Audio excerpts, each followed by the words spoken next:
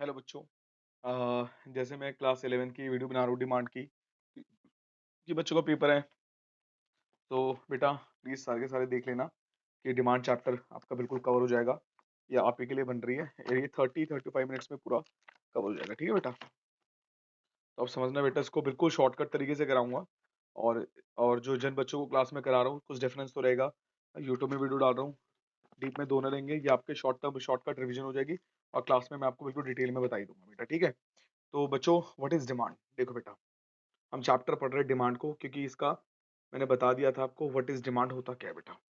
एक मिनट बेटा, अब मैंने आपको कंज्यूमर इक्विलिब्रियम और यूटिलिटी एनालिसिस, आईसी कर्व और इंडिफरेंस कर्व, बजट लाइन के बारे में मैंने बता दिया था। अगर उसका लिंक चाहिए तो मैं डिस्क्रिप्शन में लिंक डाल दूंगा, उसको देख लेना। एंड इस चैप्टर को भी पूरा ढंग से कवर कर लेना, इससे आपका पूरा कवर हो जाएगा। फिर इस वीडियो के बाद मैं इंट्रोडक्शन चैप्टर भी डाल दूंगा, जिससे आपको बिल्कुल क्लियर हो जाएगा। ठीक है बेटा, तो शुरू करते हैं बेटा। व्हाट इज डिमांड, देखो इसको शुरू करते हैं। कंज्यूमर, जो कंज्यूमर है willing to, consumer willing to purchase quantity, consumer willing करता है, परचेज करेगा क्वांटिटी एट अ पर्टिकुलर, एक particular time, place and a given set of price, and a given set of price. एक consumer willing करता है, purchase करेगा quantity, एक time, place and a given set of price is called demand. उसको हम क्या बोलते हैं, डिमांड बोलते हैं बेटा। कंज्यूमर की इच्छा होती है, वो एक निर्धारित टाइम पे, प्लेस पे और एक प्राइस होना चाहिए, तो उसी को हम डिमांड बोलते हैं। इसीलिए जो डिमांड कर्व होता है हमारा, ये एक्सेस बनाया मैंने, ये हमारा क्वांटिटी एक्सेस, ये हमारा बेटा प्राइस एक्सेस। ठीक है, तो ये बिल्कुल डिमांड कर्व बनाया, इसको हम बोलेंगे नेगेटिव स्लोप और बोलेंगे डाउनवर्ड स्लोप। क्या बोलेंगे, डाउनवर्ड स्लोप। तो इसके दो नाम होते हैं। ठीक है बेटा, ये मैंने आपको बताया। इसमें कुछ केसेस होते हैं, मैं केसेस बता रहा हूँ। सबसे पहला increase in demand, increase in demand. इसी के साइड में डिक्रीज इन डिमांड। तो दोनों को देखना बेटा, मैंने दोनों में एक्सेस प्लॉट करूंगा बिल्कुल बेसिक तरीके से, बिल्कुल कुछ नहीं करना, आपको भी करना है। ये क्वांटिटी जीरो, क्वांटिटी, ये प्राइस, ये प्राइस, बिल्कुल एक्सेस प्लॉट करना है मेरी तरह। डी से डिमांड, डी से डिमांड, बिल्कुल मैंने एक्सेस प्लॉट करा ऐसे, बिल्कुल क्विक रिवीजन है इसीलिए ऐसे करवा रहा हूँ।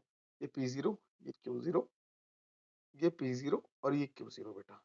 ये मैंने बिल्कुल ऐसे, आपको ऐसे ही बनाना है, सेम टू सेम। ठीक है, अब बेटा देखना, इंक्रीज का मतलब क्या होता है, मेरा डिमांड कब इंक्रीज हो गया, ऐसे राइट वर्ड शिफ्ट हो गया।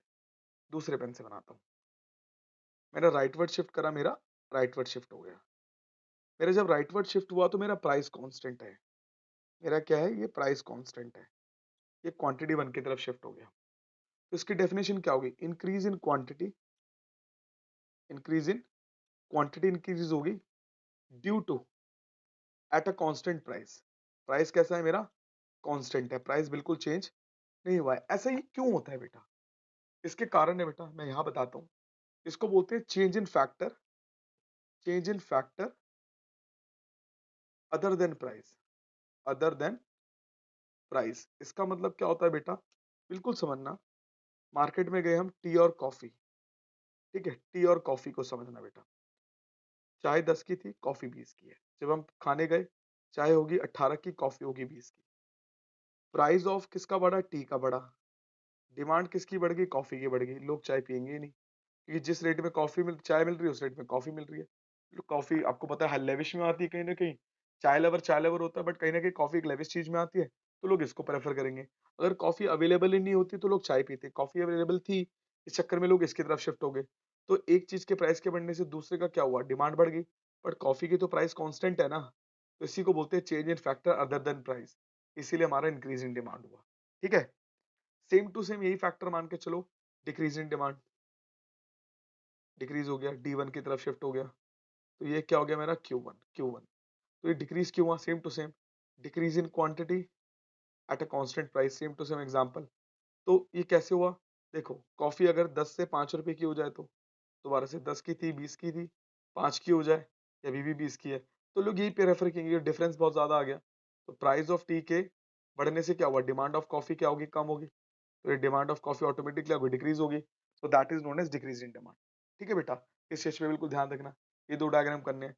जब मैं इन दोनों डायग्राम को जोड़ दूंगा, जब मैं इन दोनों डायग्राम को जोड़ दूंगा तो उसको बोलेंगे चेंज इन डिमांड। क्या बोलेंगे, चेंज इन डिमांड। तो इसको समझते हैं, चेंज इन डिमांड क्या होता है।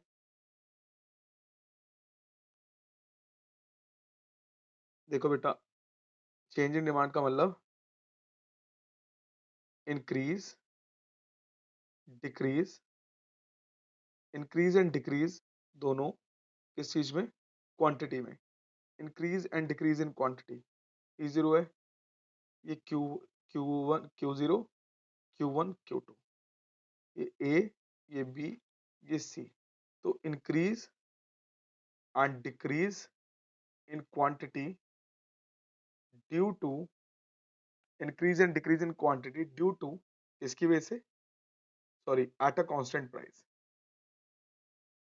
Increase and decrease in quantity at a constant price is called change in demand. ठीक है, increase and decrease in quantity हो रही है कांस्टेंट प्राइस पे, उसको हम क्या बोलेंगे, चेंज इन डिमांड बोलेंगे। ठीक है बेटा, कोई डाउट है बेटा। ठीक है बेटा, तो हम अगले डायग्राम की तरफ चलते हैं। अगला डायग्राम हमारा एक्सपेंशन इन डिमांड। क्या हो रहा है, एक्सपेंशन इन डिमांड, और इसका क्या हो रहा है, कॉन्ट्रैक्शन इन डिमांड, कहीं ना कहीं बेटा। ठीक है, व्हाट इज एक्सपेंशन, एक्सपेंशन को समझते हैं और कॉन्ट्रैक्शन को समझते हैं बेटा। ये हो जाएगा क्वांटिटी, ये हो जाएगा जीरो, ये हो जाएगा क्वांटिटी, ये हो जाएगा प्राइस, ये हो जाएगा प्राइस। ठीक है, ये बिल्कुल डिमांड, ये बिल्कुल डिमांड, ये हो जाएगा पी क्यू, ये हो जाएगा पी क्यू, ये हो जाएगा पी क्यू। ठीक है, तो अब इसको चीज को समझो। एक्सपेंशन का मतलब क्या हो गया, मैंने प्राइस को कम कर दिया, क्वांटिटी बढ़ा दी। मैंने प्राइस को कम कर दिया, क्वांटिटी को बढ़ा दिया, तो क्या हो गया, इंक्रीज इन क्वांटिटी, क्वांटिटी बढ़ गई due to decrease in price, is called expansion in demand. Quantity बढ़ गई, प्राइस कम हो गया, एक्सपेंशन हो गया। ठीक है, मैगी 10 की थी, 5 की हो गई, तो क्वांटिटी बढ़ गई। सस्ती होगी तो और सस्ती चीजें हम जल्दी खरीदते हैं बेटा, कहीं ना कहीं। और सेम टू सेम ये बात करूं, अगर मैंने किसी भी चीज के प्राइस को बढ़ा दिए, हम उसको कम खरीदेंगे। मैगी 50 की हो जाए तो सर बिल्कुल नहीं खरीदूंगा, ये Q1 हो गया कहीं ना कहीं। तो जैसे मैंने क्वांटिटी को डिक्रीज करा, तो क्यों करा, due to increase in price, is called contraction in demand. Demand में कॉन्ट्रैक्शन हो गया। ठीक है, अब इन दोनों को अगर जोड़ दूंगा, अगर मैं इन दोनों को जोड़ दूंगा बेटा, तो मेरा क्या बन जाएगा ये, अगर मैं इन दोनों को जोड़ दूं तो सिंपल सी बात है,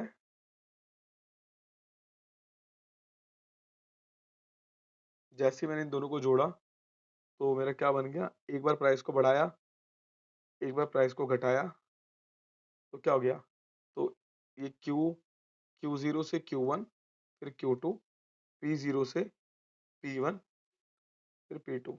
increase and decrease in quantity due to decrease and increase in price is called change in quantity demanded. इसी को क्या बोलते हैं, चेंज इन क्वांटिटी डिमांडेड। समझ आ गया बेटा, इस चीज पे बिल्कुल ध्यान रखना। तो ये सारी जो चीजें होती है ना, सब बेसिक्स होती है। ये हमारा पार्ट 1 है, जिसमें आपको डायग्राम को सीखना है।